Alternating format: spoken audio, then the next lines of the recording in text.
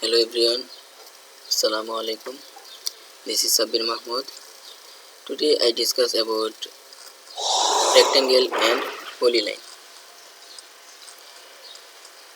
First of all, we click a rectangle,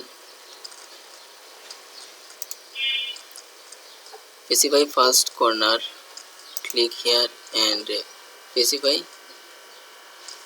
other corner, click.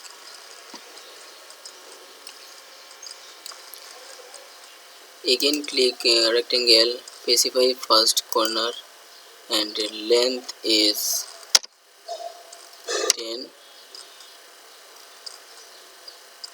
then width is 7.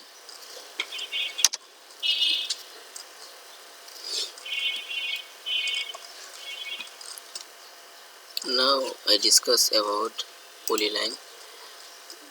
First click polyline and enter number of size 6, enter and specify center, click here and radius is 10, enter.